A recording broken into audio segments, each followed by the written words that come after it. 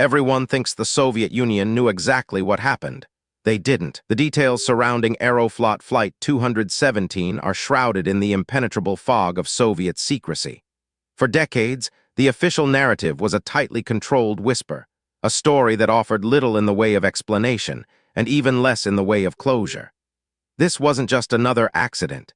It was a ghost in the machine of Soviet aviation. On October 13, 1972, Flight 217, a tuple of Tu-104B, was on a routine domestic flight from Moscow's Vnukovo Airport to Leningrad, now St. Petersburg. On board were 108 passengers and 10 crew members. It was a Friday the 13th, a date some might consider ominous, though no one could have predicted the tragedy that would unfold. The Tu-104, a twin-engine jet airliner, was a workhorse of the Soviet fleet. It was a noisy, somewhat primitive aircraft by Western standards, but reliable enough for the vast internal distances of the USSR. This particular plane, registered CCCP 42411, had seen years of service, logging thousands of flight hours. The flight was scheduled for a relatively short journey, just over an hour. Takeoff from Vnukovo was unremarkable. The aircraft climbed to its cruising altitude, the familiar roar of its engines filling the cabin. For those aboard, it was a routine flight, a journey they'd made countless times before. Then, approximately 11 minutes after takeoff, as the aircraft passed over the city of Naro-Fominsk, something went terribly wrong. Air traffic control lost contact with Flight 217. The radar screen, which moments before had shown a clear blip, suddenly went blank. An immediate alarm was raised. Search and rescue teams were quickly dispatched, a grim task in the deepening October twilight. The wreckage was eventually located near the village of Zaharovo, approximately 75 kilometers southwest of Moscow. What they found was horrifying. The aircraft had disintegrated mid-air, scattering debris over a wide area. All 108 passengers and 10 crew members perished. There were no survivors. The sheer scale of the destruction immediately suggested a catastrophic event, something far beyond a simple engine failure or pilot error. The initial investigation began under intense state scrutiny. The Soviet State Investigation Commission, known as the Goskomissia, was tasked with uncovering the truth. Their resources were immense, their methods thorough, yet the public would learn very little. The official report, when it finally emerged, was remarkably vague, leaving more questions than answers. The initial findings pointed to an explosion. Witnesses on the ground reported hearing a loud bang and seeing a flash of light in the sky before the aircraft broke apart.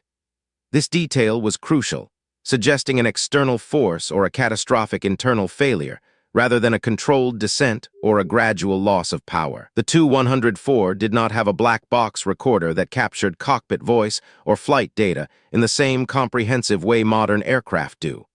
This significantly hampered the investigation. Without direct recordings of the final moments, investigators had to piece together the narrative from scattered fragments and witness accounts. One theory, circulated unofficially, suggested a bomb.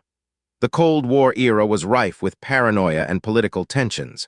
While no group immediately claimed responsibility, the possibility of sabotage could not be entirely dismissed, especially given the suddenness and violence of the aircraft's destruction. Another prominent theory centered on a mid-air collision. The Soviet airspace was tightly controlled, but incidents, though rare, were not unheard of. Could Flight 217 have collided with a military aircraft, a secret operation that the government would then go to extreme lengths to cover up? Indeed, rumors persisted for years about a collision with a Soviet military plane, perhaps a Sukhoi Su-15 interceptor. This narrative gained traction due to the swift and definitive nature of the official denial, and the government's historical pattern of suppressing information that might reflect poorly on its military. The official conclusion, eventually released, stated that the disaster was caused by the simultaneous failure of 3 engines. This was a highly unusual, almost unprecedented event. While possible, it raised immediate red flags for aviation experts. 3 engines failing simultaneously without an external cause is statistically improbable. Furthermore, the mid-air disintegration suggested an explosive force, not a gradual loss of power from engine failures. An aircraft doesn't simply explode from engine trouble. It usually experiences a controlled descent or a rapid, but less violent, breakup. The official explanation simply didn't align with the physical evidence. Many believed the official report was a convenient fabrication, designed to quickly close the case and avoid any embarrassing revelations. It allowed the state to attribute the disaster to a technical malfunction, rather than a human error, sabotage, or a military incident. Over the years, a more plausible, though still unconfirmed, theory emerged. This theory pointed to a potential incident involving the aircraft's auxiliary power unit, or APU. The Tu-104 APU was located in the rear of the fuselage, a location that, if it suffered a catastrophic failure, could lead to a rapid decompression or explosion. Such an event could explain the suddenness of the catastrophe and the mid-air breakup, consistent with witness accounts of a loud bang and flash. However, even this theory lacks definitive proof, again due to the scarcity of accessible primary evidence and the lack of comprehensive flight recorders. The families of the victims faced decades of silence and official stonewalling. Their grief was compounded by the lack of transparency, the feeling that their loved ones' deaths were deemed less important than maintaining the illusion of Soviet infallibility. The truth, it seemed, was a casualty of the Cold War. Even after the collapse of the Soviet Union, new information on Flight 217 has been scarce. The official archives remain largely impenetrable, or perhaps contain nothing more than the already published, unsatisfying conclusion.